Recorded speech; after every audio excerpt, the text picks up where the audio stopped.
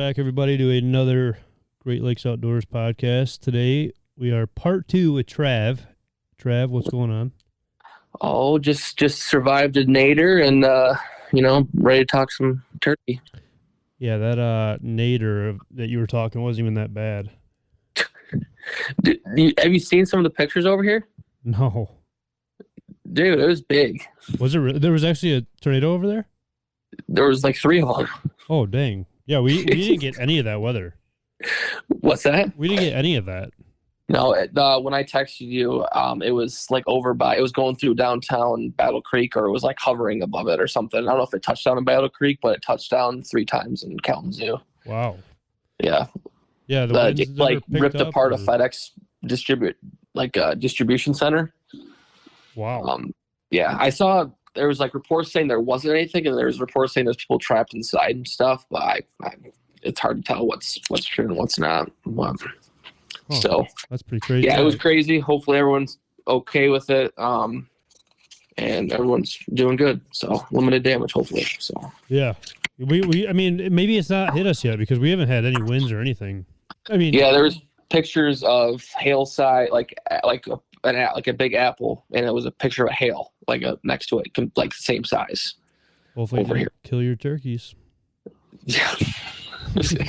Well, Ben was driving down the road, and he goes, "Man, I guess this tornado is." In fact, he was overlooking a field, and it was there's like 10 turkeys out in the field, all just out enjoying the weather, the tornado weather. He was actually supposed to come on tonight, but he got scared. Onto the podcast? Yeah, I asked him about it, and then he got scared. Well, he had his son's first swimming lessons tonight, and he sent me a Snapchat before he left, and his turkey was just on the other side of his food plot, gobbling in the woods. I was like, man, you're a better dad than most. Do you want to tell people about this turkey of his? Because Ben has had probably one, besides Brandon, one of the worst lucks. Worst luck in a turkey woods that I've ever heard from anybody. Yeah, it's definitely up there with the worst for sure. I mean, I don't know how many years he's turkey hunted, but I've turkey hunted with the last 2 or 3, right? 3 years. 3 years now. 2 shots fired, no birds. And it just seems like where we go, the birds are in the other location. We hunted. What was it? We went out Monday morning, and he had this bird roosted the night before. Him and his wife went out, sent me Snapchats of the birds gobbling in the woods. We're like, okay, we're going to set up here. We got an onyx, pinned it out a spot, get all set up. It's windier than all get out. And we get out a little bit later because with the kid and stuff, we weren't there right at daylight, which might have had an effect on it. But when we heard the first gobble, it was, I would say, at least 400 to 500 yards in the different direction of where he had roosted those birds at, which I don't know in the hour span that turkey could have got over there. Maybe it could have. But it just was like, what the heck is going on? And then he texts his wife's grandma saying, hey, we're coming over to try it out there. He's like, she sends him a picture of the tom in the backyard. Like, oh, the tom's just leaving right now, going back into the place where we can't hunt it. So yeah, it's been a roller coaster ride for him. He still loves the heck out of it, but I can definitely tell it's getting to him. Yeah, it's been one of those things where I don't know if I want to hunt him because it seems like it rubs it off on you a little bit. But that's how I feel about my sister. It is what it is. That's how I feel about my sister too. Every time she goes out, we don't shoot nothing. I take somebody else out, we shoot something. Like, geez, Pete. Question for you: have you ever seen a turkey like sprint? Yeah, just like out of nowhere, like meet sprint, like the Roadrunner sprint. Well, yeah, we had that turkey last weekend sprint away on us. I've never so we were hunting behind my place Monday like late morning, and we were setting up in the backfield. We get out there, and I'm like, holy crap, there's turkeys coming right at us right now. So we get set up. 2 hens come across in front of us. Nothing for about 15 minutes. Well, the toms that I've had on camera come out, and they work their way off to the north, to the east of us, which wrong direction. And then more turkeys come out. I think there's like 10 turkeys out in the field, just crested over the hill. And we're sitting there, I'm calling a little bit, they're gobbling just a little bit, nothing really happened. All of a sudden, pew, one turkey comes sprinting over top of the hill, heading back the way it came. And then another turkey comes sprinting, another turkey comes sprinting, another turkey comes sprinting, and then like 3 of them at a time come sprinting. And I'm like, what the heck is going? I've never seen it just out of nowhere, them sprinting like that before. Maybe there was something going on that we didn't see, like a coyote or something. We have quite a bit of coyotes back here, but I've never just, it just was, I started laughing because I've never seen them sprint. It's just, they look so weird when they sprint like that. Very goofy. Very goofy when they run. Yeah. Yeah. I did almost, I didn't tell you, but I almost punched my tag Sunday afternoon though. What happened? Just missed Rachel's car by just an eyelash. Oh, Jesus. Was it your bird too? What's that? Was it your bird they were chasing? No, we were just got on the highway, and Rachel was looking at her phone. I get on, all of a sudden I'm like, oh shit. And it just like barely almost hits the car. She goes, what? I'm like, you did not just see that the hen turkey just almost hit us in the side of the car? She's like, no. And you can see it flying, and it flies into the field next door where all the turkeys are hanging out at. And I'm like, oh my gosh. I'm like, that would have been a way to punch a turkey tag this year, was to hit it with my wife's car and smash it all up. That would have been the story of my hunting this year for sure. Going back to even like the running though, like I think the day before I took Alex out, we did that last podcast with the first, portion of turkey hunting, like the season wise. That next day is when, I could, I guess, talk about it a little bit. We get there in the morning. Alex came in from Wisconsin. I want to say I'm right on this. Correct me if I'm wrong, but the day before we did that podcast. I think so, yeah. And because that morning we shot Brandon's. Yep. So the next day I was taking Fonz out. He gets in about 1 o'clock in the morning from Wisconsin. We get to the spot. The truck rolls up behind us. Guy doesn't end up leaving. Like, he does not want to leave the field. Like, he's like, this is our spot or my spot. It's the only spot I can hunt. I'm like, well, dude, we beat you here. I'm sorry, but it's kind of the way she rolls here. And so just a little background, you have permission by the farmer, and this guy has permission by the farmer, correct? So the way it is I have permission from the farmer. This guy had permission from the farmer's son's cousin through marriage because they work together. So not in stone permission, but like, hey, go hunt if you want to permission. Kind of, sort of, yeah. So, because he's asking who I am, and I'm talking to him, and he's like, well, where are you hunting at? I was like, right in that back corner. He's like, well, it's where I was going to hunt. And I was like, well, I'm sorry, man. Like, I got to a point where usually I don't get too frustrated, but was getting pretty frustrated. He ended up going into the opposite corner we were, basically kitty corner in the field. And we're sitting there, hear some gobbling in the morning. Then it shut right up. I hit one call, and I just hit like a high pitch on the call. And I knew there was a couple turkeys in the wheat field behind us, and that's when Fonz's bird come running in, beat the crap out of the decoys, and Goodman was there with us. And there was another Tom out in that field that wouldn't come in. I don't know if it was just the dominant bird out there or what, but Fonz ended up shooting that. We were walking past that guy. We had to walk past that guy to get to our trucks at 7:15. It was kind of one of those, like, feel bad but kind of don't moments, because I told him actually to sit right where that bird came from that morning. Yeah, I was gonna say you did better than most people, right? A lot of people I feel like would be like, kick rocks, get off the property I have permission for. You actually went out of your way and like, hey, I know I'm gonna hunt here, but here's another spot where I know these birds are gonna be at. You can kill a bird here. He decided to go to a different area that you told him, other than what you told him to go. Correct. Yeah. Yeah.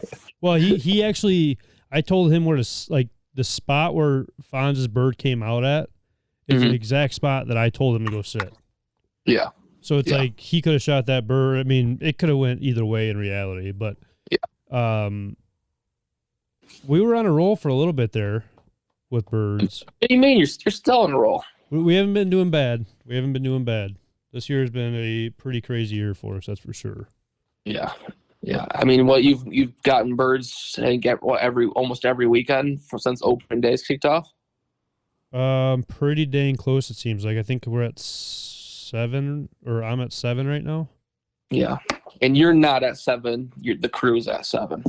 I am. You helped Yes. people get the Yes. 7 birds. Yes.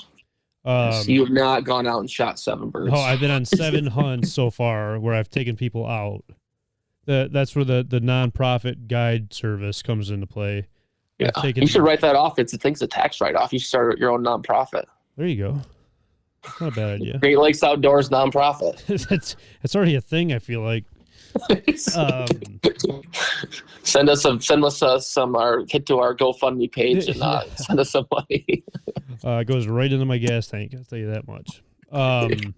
No, but that's last week, even when I took Brandon's buddy out, and I had this big tom out in the field, and I've been watching him every single day, and I wish I would have done what I was thinking I should have done. He's been hanging out with 4 hens out in the field, just him and 4 hens, and it's been that way all year long. And I was wanting to just put the hens out because, typically on some of the properties I've had jakes push all the toms out, and the jakes pretty much run the woods. The toms won't even gobble anymore. Yeah. And so I'm thinking to myself, well, maybe Jake pushes his tom out, and now this is just his little area now. So I kind of think that the Jake kind of threw him off a little bit because he didn't really want much to do with us. He was pretty pissed that we were there. And then Brandon's buddy hit the blind when I started calling, because I just had that little 3/4, like a 2-foot tall blind that sits in front of us. Mm-hmm. And that turkey booked it. I bet. Yeah. I was like, who in the hell just hit the blind? He's like, I did, man. I'm sorry. I'm like, don't be sorry to me. You just ruined your own hunt, man.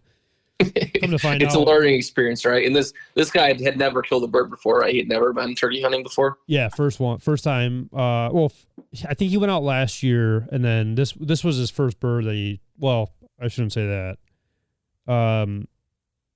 30 minutes later, we ended up getting him on one. But yeah, that was his first bird that he's ever got. How many first timers have been successful this year with you? Brandon, Kenny, Fonzie shot one in the Dakotas, I think, but it wasn't like a experience like that. So I'll give him like a half point there. Yeah. And that might be it. Yeah. So correct. Three first Michigan birds. That's a pretty historical in itself. You're doing God's work there. Thanks, Trav. That means a lot. And then Goodman shot his first tom. He shot one Jake prior, and he shot his first tom the other day too. Actually, we had 2 birds last weekend go down, which was nice. Yeah.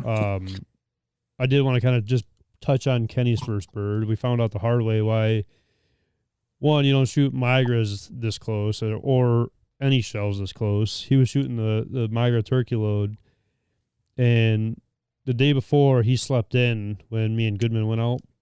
Mm-hmm. And Goodman shot his bird, which I roosted the night before, so it was kind of a cool thing. That bird gave us a slip 3 times prior. Seeing where he roosted at, we got in there super early. Thought we bumped him because a bunch of deer ran out into the field blowing, so we thought for sure he was gone. And started hammering in the morning. It seemed like forever for this bird. Like it took him 20 minutes to take a step. You know what I'm talking about? Just them old birds that just want to just scan everything and just overlook everything. Yeah, they just spin. Spin and take a couple steps. Spin, do a couple steps. Yeah. It was horrible. And on top of that, we're in that tideweed blind where you can see through. So it's kind of one of those things where like you don't trust it, but they obviously can't see you. Yeah. Because it's like, all right, Goodman, don't move, but like we're in a blind.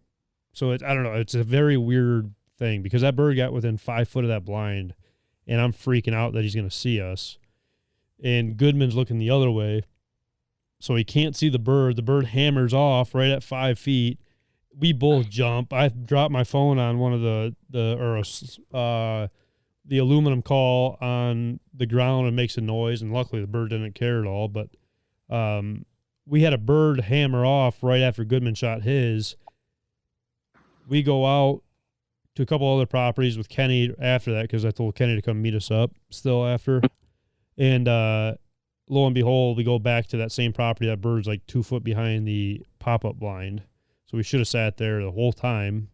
Next morning is the morning where he bumped the blind to scare the tom out, which that tom is still there, thankfully. So we might go after him this weekend again. But we go back to the spot Goodman shot his at. I see that tom again by the blind. We sneak out to it. I hit the call. Next thing you know, they hammer off. I hit it again. They hammer off again. We jump into like this little just shrub brush that you could see right through it. And we see 5 birds coming through the field, like sprinting across the field. I'm like, holy crap, Kenny, like, be ready, dude. Like, they're right here. He's like, I don't see them. I was like, get your gun up.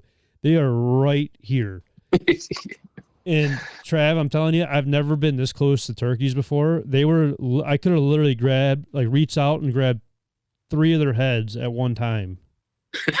They were that close. I told Kenny, I was like, dude, you better shoot right now because, like, we're about to get the shit kicked out of us if you don't. And they started putting away a little bit, and he shot, and it was probably 7 steps where he shot it from. He ended up, the wad, I swear, I think the wad went through this turkey. Do you have that on video? No, because it happened within seconds. Oh, I got a picture of that bird. I think you're thinking of Goodman's video. Yeah, where you can see the wad coming out, like almost hitting the bird. Is that the one? No, I think you're thinking of my dad's when he hit the decoy. Oh yeah, when he blew up the decoy. Yeah, that might. Yeah. So it was absolutely crazy. But speaking of those decoys, though, I think the decoy changing, like changing up the decoy spreads, has helped me out this year tremendously. Yeah, and I guess with you, I know you're running more than 2 decoys a lot of the time. When you say decoy spread, what do you mean by that?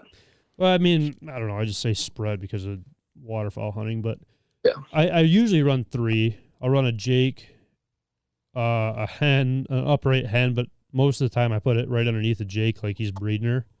Mm-hmm. And I'll have a feeding hen like way off, not way off, but I'll have it off so like the turkey's not always just paying attention. Like he'll scan it, I feel like, and maybe that's just me overthinking it, but like there's more things to look at than just this one little area. Yeah. In that hen way off, that's still in range. Oh yeah. Yeah. Okay. But it might be at a higher point where they could see it better to get their attention, or in an opening at a tree line where I don't want to shoot, or I know they're not going to be coming from this way, but I'm going to put it there just in case they do, or just maybe they see that first, and just an attention grabber kind of thing. Yeah.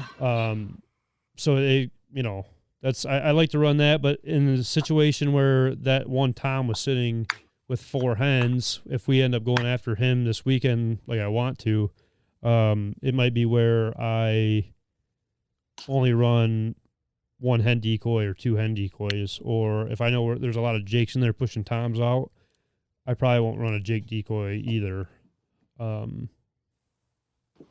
Just toms get real weary with that. Yeah. I mean, when you're saying there's a ton of hens or there's a ton of Jakes, wouldn't it make more sense to have those type of decoys out there to like match the amount of turkeys there, or like you said, it pushes them out? So the Jakes, so what tends to happen is these Jakes get up in their little groups, right? Like when me and Lauren went out, we had 6 Jakes in the field in front of us. Mm-hmm. But no toms were gobbling. Like as soon as they hit the ground, the toms shut right up. So the Jakes will locate the toms because the toms are calling all the hens in, right? Correct. The hens come in. Well, the Jakes locate the tom where he's gobbling at. They chase that tom out of there just because there's numbers. There's 6 Jakes compared to 1 tom. So they'll push that tom out of there, and then when them hens get there, those Jakes are there. So who's the man at that point? They don't even know there was a tom sitting there. Yeah. Like those jakes are beating the crap out of those toms, and the toms, like, they can't do anything. Can't do anything. And I think it was the next day, actually, we went back out to that field after we seen those 6 jakes. There was those 3 toms I just sent you a picture of in the backfield, and they never made a peep. Just because those jakes would have probably come running right after them. Which is crazy to think about. Like, you think about like a like in the with like whitetail deer. Like, you think of a spike. You're thinking like of for whitetail deer hunters, like, oh, Jake's going to be like your 4 points and your spike cord and stuff, and that Tom's going to be that really nice 8 point or 10 point or bigger. You know, like, it's crazy to think of that, where it's those Jakes have that ability to push that dominant bird out of there. Like, but I mean, strength in numbers, I guess, right? Right. I was gonna say. I mean, you don't see 10 spikes rolling around. You know what I mean? Yeah. It's just a thing that I don't think people realize. I always wonder, like, man, I wonder why my birds are hanging up so far. Well, I mean, do you know what kind of flock you have? What how many jakes do you have? What's going on over there? Did that bird just get beat up, or who knows? Yeah. You know, it's hard telling. That's why scouting and doing your research is such an important thing. Even when it comes down to you know, seeing where the birds go into the woods, you might not know exactly where they roost at, but you kind of have a better idea if you just see them. Like, you don't have to get in there and push them off or watch them fly up to roost them. You know, just have an idea and know how close you can get, or, you know, how you would set up in a situation like that. Yeah, but knowing you like to get right into their bread basket and watch them fly up. I think it's cool. I think it's cool. There was one time when Kenny bumped the blind that morning. I looked up at one point, and I shouldn't even be telling you this, but there was a hen that flew out of the tree, but it flew right over top of us, and it was just, I don't know, it looked like an eagle flying through. It was like one of the coolest things I've seen, because usually it seems like they just kind of pitch down and that's it, you know, but this one actually soared out to the middle of the field, sat out there for a while. We had another one pitched down right in front of us, which she was roosted, I don't know, 40 yards from us, never even knew it. And then the tom come in and, you know, just hung out by the hens closer towards the road, of course. We could have probably hunted right out of our truck and killed them, but it is what it is.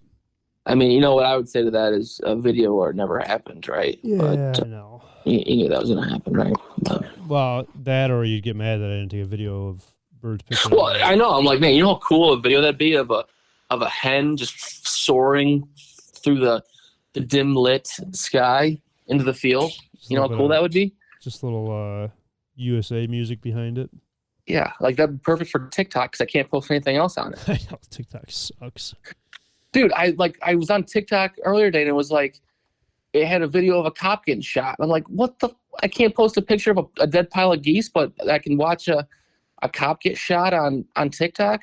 And I don't understand it either, because like there's some videos, it's like, how, like, even for the outdoor industry, like, how do some people get away with this kind of stuff? I don't understand it. And then you could have just like the slightest thing in it and it gets taken down. Which is, it's crazy because it's like we're just starting out, right? Like we have like 200 followers on TikTok, and it seems like every other video I post, even if it has nothing to do with killing or guns or anything, it's getting flagged. Like the one I had a Brody with a shed, it's like, this has been flagged for animal abuse. And right.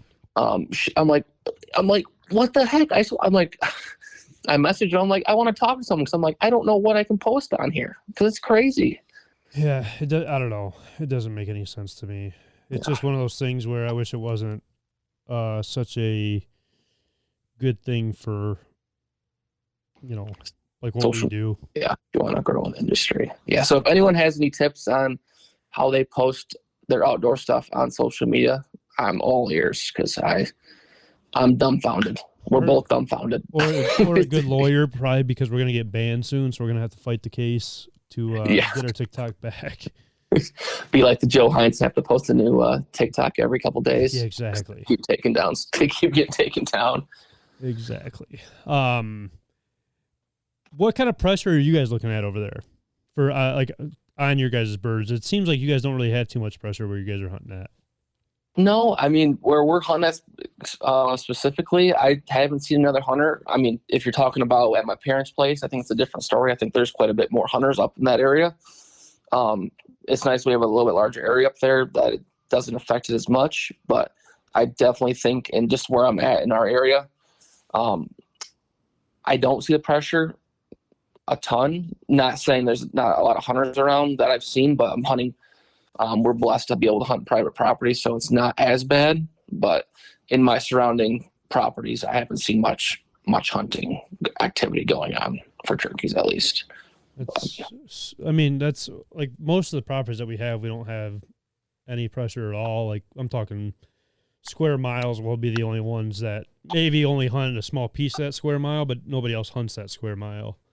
Which you're in a nice area because walleye is in the peak right now, so you get a lot of walleye fishermen over there. So they're probably thinking a lot, not thinking about turkeys, more thinking about walleye. So yeah, yeah. I mean, it does go both ways for sure. It does go both ways, but I mean, even the pressure that we do have. I mean, there's some days where I don't even recognize half the trucks that are parked at some of the fields.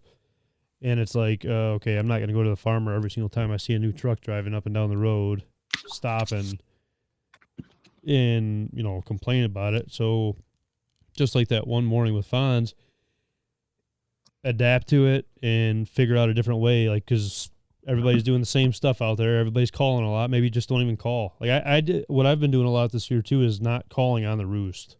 I might call 1 or 2 times on the roost just to get their attention, to know where we're at. And that's it. Shut right up. And honestly, a lot of running and gunning though too. Just calling it and finding birds. I mean, I think Kenny's was the latest bird maybe this year that we've shot, and I think it was like 8:30.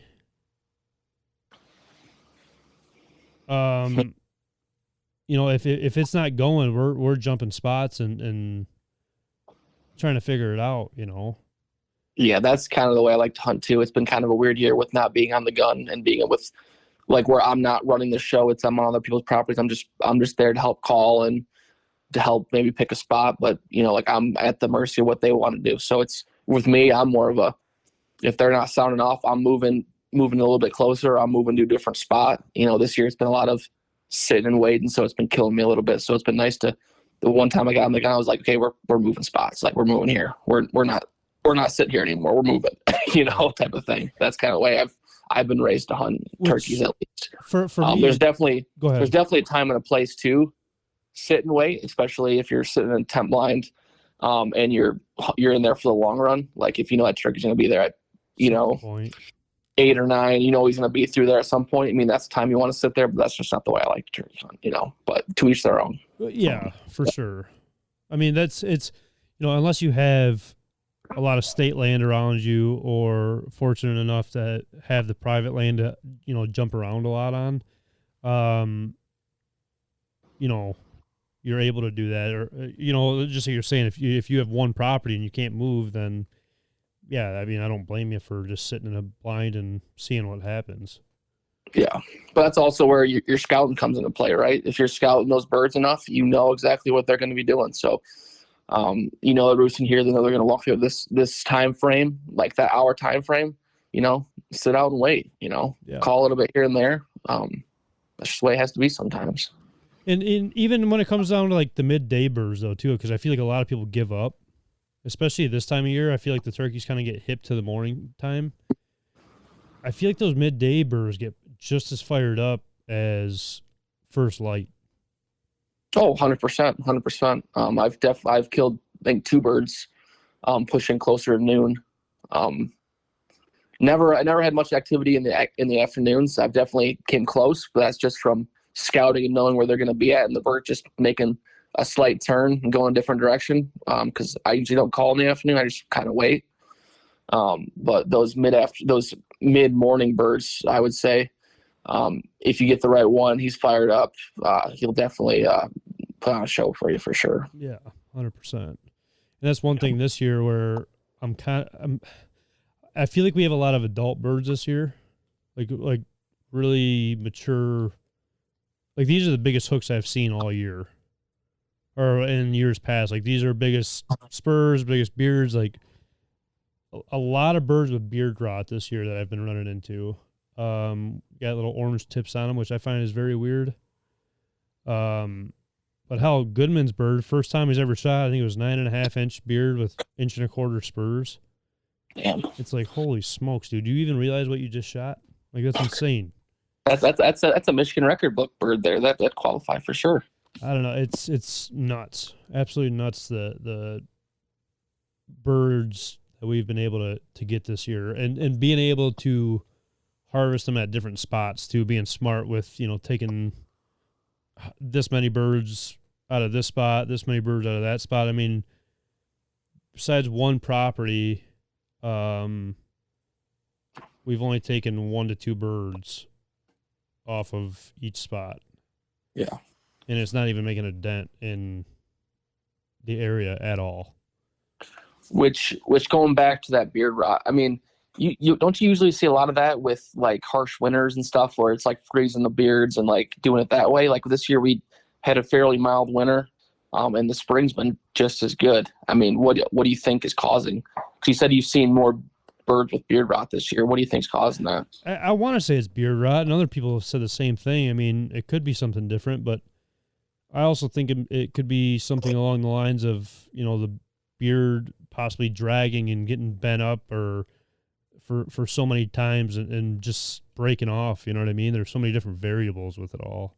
Yeah. But yeah, I've heard of it, freezing on the snow or freezing the ice and breaking off. There's so many different things that it could be from. And like I said, that's if it actually even is. I'm no biologist, obviously, by any means. I could barely say my ABCs. Maybe you got some special type of bird over there that's got orange tip beards, with huge spurs. Yeah, it's called my buddy Devin. He just doesn't have huge tips, I don't know. It's been strange though, very strange. Which I am not complaining at all though, all. We got another couple, 2 more guys coming out this week. Hopefully before season ends, you and Ben can get over here and you could finally get behind a gun. I know, it'd be nice. Just got to get a lot of this baby stuff done before little man comes here soon, and maybe I can make a morning trip over for a quick morning hunt or something like that, Yeah, that's. I mean, I got some time off coming up because I got one spot for Lauren that I'm trying to get her on. There's been 3 times out there every single morning for the last month and a half, maybe. Just waiting. They just want to be killed. Dude, it's driving me absolutely nuts. So, I mean, if you and Ben want to come over, there's a lot of birds this year, and super grateful for it. Question for you, though, real quick. Mm-hmm.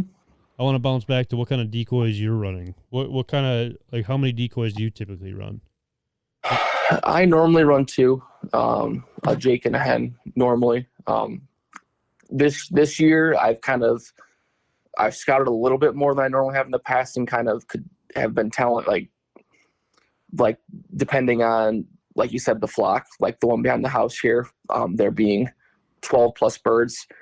I did run 3 decoys that hunt, which, I mean, it sucks for because I haven't had any close encounters, right? I've had a lot of activity off the roost and gobbling and stuff like that. It just seems like we've been in the wrong spots every time.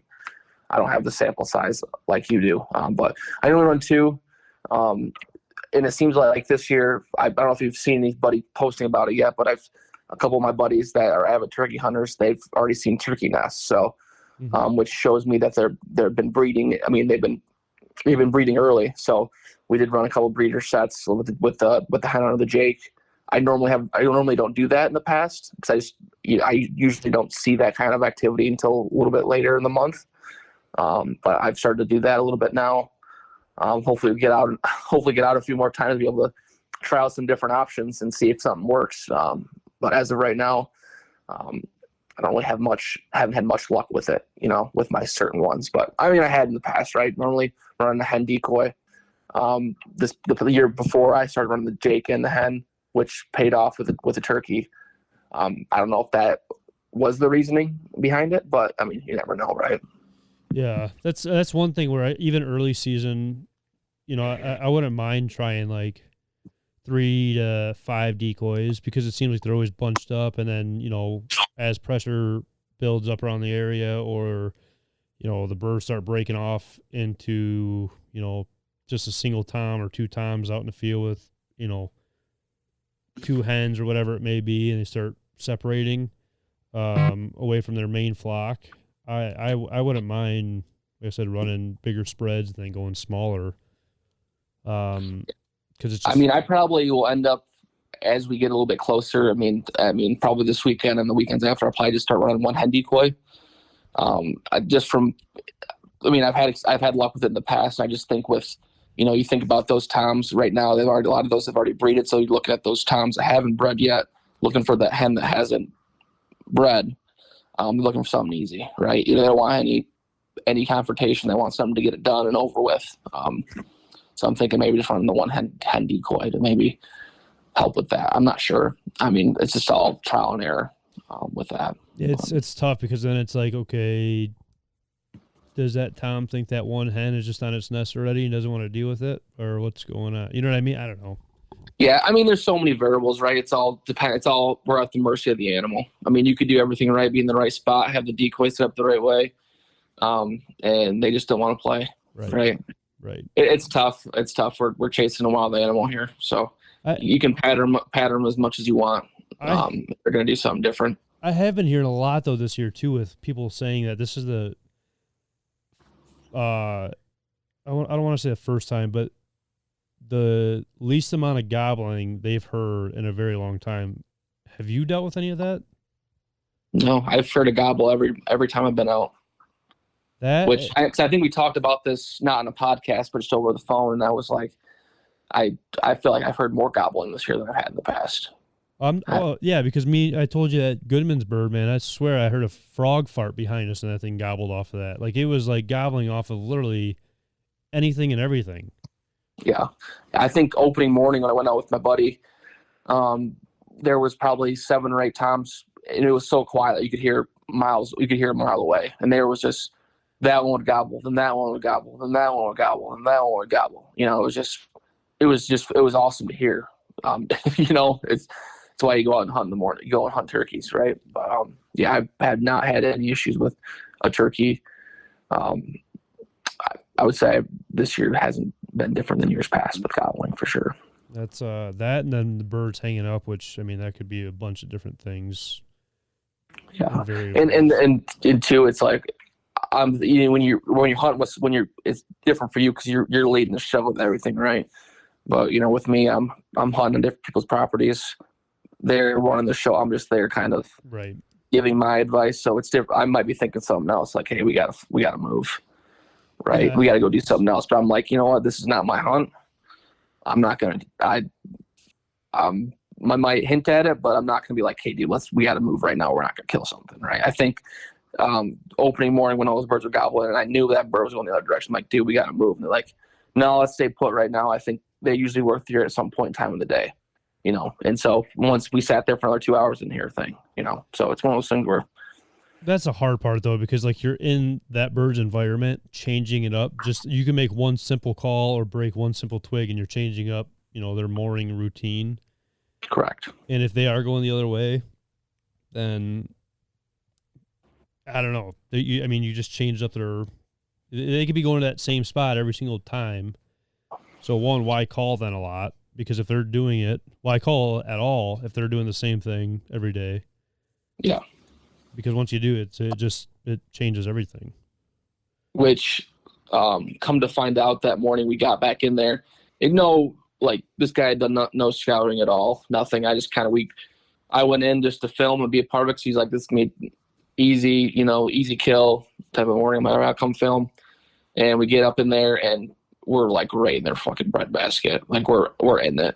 Like I'm like, there's no way they didn't see us walk in. And I guess later in the morning, because I was sitting in a tent blind and they were sitting outside because it was a one-man tent blind because I had a big camera and stuff and I was filming. Mm-hmm. And I guess there was a hen right above us that flew down. That I had no idea was there. Like I never saw it. And they're like, hey, did you see that hen that was up in the tree? I'm like, what hen in the tree? Like I had no idea what was going on. That's another big thing where this year, like walking in, I don't care if I think there's a bird there or not.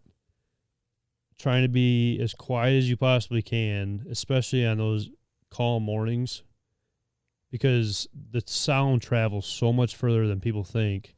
And those, whether it's a deer, turkey, anything out there, they know what they sound like. Oh, 100%. Like they know, like it's not a deer walking out there. They know it's not a raccoon or a squirrel walking down that 2-track. Like they are more aware than people think. So for me going out, I'm watching every branch. I might take a step or two and I'll pause for 2 or 3 minutes just to listen and then walk a little bit further, just to take your time and not rush anything. Yeah, and you have your headlamp on, right, to make sure you're not stepping on sticks and stuff, right? Headlamp and high vis, bright orange.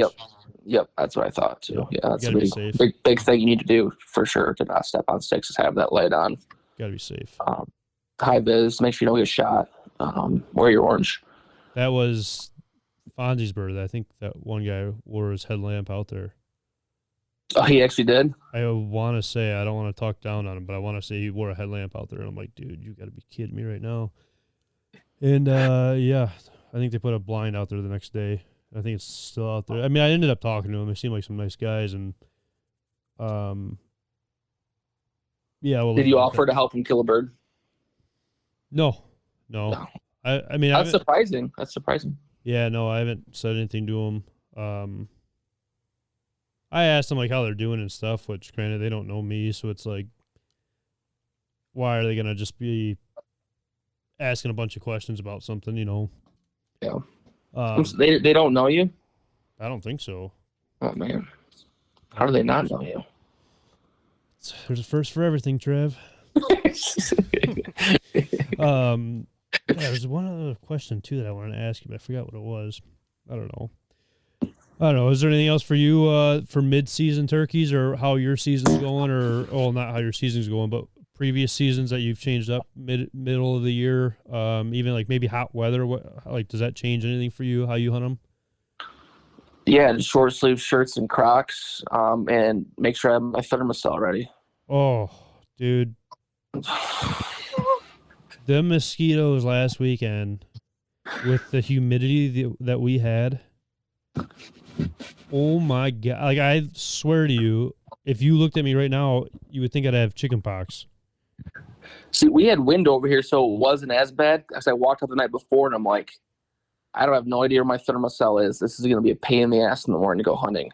Thankfully, there's a little bit of wind, so the mosquitoes weren't bad at all. But I've been in areas where I've been in the swamp, and you could see the clouds of mosquitoes. I think one of the mornings that Trent and I went out, when we were up at my place, like we were sitting, there was a bird, like it was across the creek. It was gobbling its head off. It was coming our way, but it got to that creek and did not want to cross the creek. And I'm like, we can sit here for a minute, or we can get the fuck out of here. He's like, let's get the fuck out of here. Because we were just literally every opening that there was, like, you're in a full face mask, gloves, everything. Around your eyes were peppered with bug bites, because that's the only thing that was skin. So they were just peppering you right in the face. I'm like, if once it gets above 50 degrees and you're back in the woods like that, especially in the springtime, you better make sure you have a thermocell with you, because you're going to be in trouble. I made the mistake when after Goodman shot his, we went out to our big piece, which me and you hunted there last year. Mm-hmm. And we ended up walking up on a couple birds, and they ended up just drifting off down into the bottoms, which they didn't see us or anything. We just, it was middle of the day. They were just sitting in the shade, just whatever. I decided to go down in the valley to try to try to get a bird to spike up, whether it was across the river or, wherever. Mm-hmm. And oh my God, it was the amount of mosquitoes that, like, you start like hallucinating. Like, it was horrible. And then having newer guys that are out there having mosquitoes land on their nose, and then they just start trying to swat it when there's no blind or anything. It's like, dude, I know it sucks, but don't move. Like, you can't do that. And it's so hard to like make people understand that you just do the slightest thing, like Kenny hitting that blind, which common mistake, you know, it happens to everybody, but barely hits that blind, and that bird was 80 yards away and seen it and took off running. Like, they can see that good, man. Yeah, that could be almost be torture, you know, being back in there and then having the mosquitoes eating you alive as the turkey's walking across the field at you, where it can definitely see you and you can't move. Yeah. And the mosquitoes are just freaking just peppering you. Yeah. Oh my gosh, that's a pain I do not want anyone to experience, because it's so bad. It's so bad. It's bad, real bad. And then, of course, it's like we get down to that bottom, and it's like, okay, how do we even get out of here? I thought this was a shortcut, and it ended up being like a longer route. And I had nightmares over that, man. Absolute nightmares.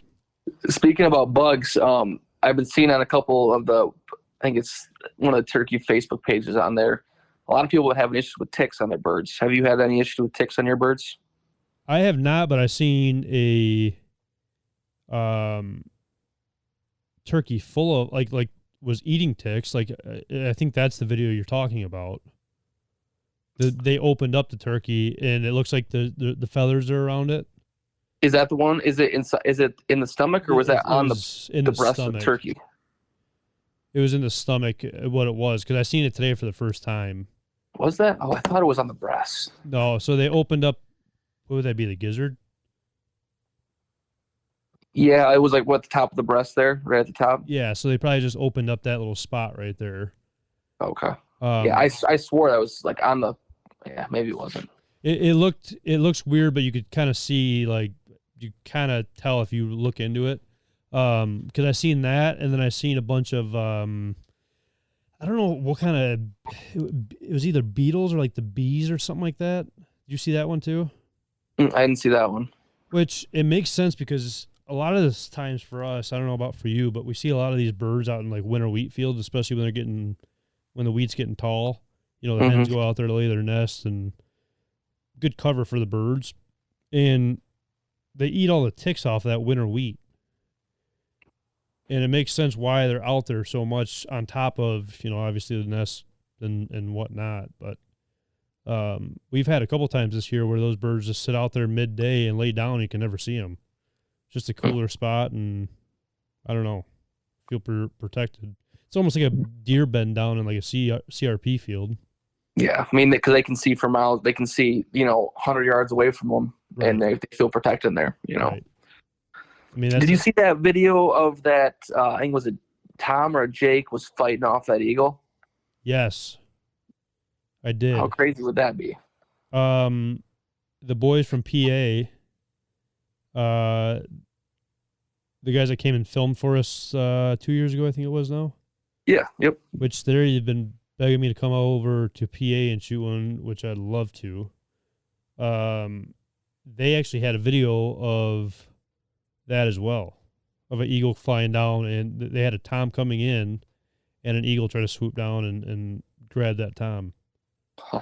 It's just like my uncle a couple years back. He had that Jake get killed by that eagle. Oh, yeah, yeah. It's nuts. And a lot of people don't understand all the predators that go after these birds. Well, I don't know if you saw that. I really want to go down to Florida and hunt, but after I've seen for 2 straight years now, these Florida turkey hunters, they're out there calling, and a panther comes in at them. Do you see that video? I've seen them, and I'm good. Yeah. I'm good. I would love to go down there and hunt one of them, but it's like having a panther, Florida panther at 5 yards. I'm good. Yeah. I'm good. I'm all right on all that. Maybe in an enclosed area with just turkeys in it, I'm all right. But yeah, I'm good. I'll just deal with the coyotes. I can't handle a panther coming at me. That's for sure. Especially because now with the coyotes you can get in trouble for shooting them, but especially there. You got an 8-foot python crawling across your leg too, with the panther in front of you.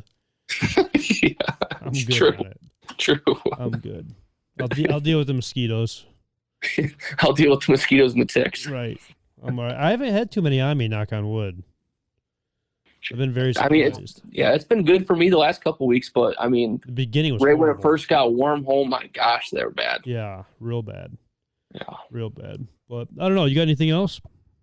No, I mean, I guess I know you said you got a couple guys coming in. What's your thoughts on the weekend? I know the weather might be a little bit iffy with some rain, maybe potentially, but you ready to rock and roll for the weekend? Yeah. I'm actually Paul actually, well, the day this comes out, which is this Thursday, I believe Paul Henman and I are possibly going out to one of the properties. So that should be good. And then Saturday's hunt should be pretty stellar as well. I mean, like I said, we got a lot of properties yet that we haven't even touched, or maybe we, kind of just went on to, and the biggest thing is the pressure, right? Like my biggest thing is I'm not diving into these woods every single day and pushing these birds off. Yeah. I'm maybe gaining a little bit every single time I go out and doing my best to get out in and out of these places without disturbing much. Yeah.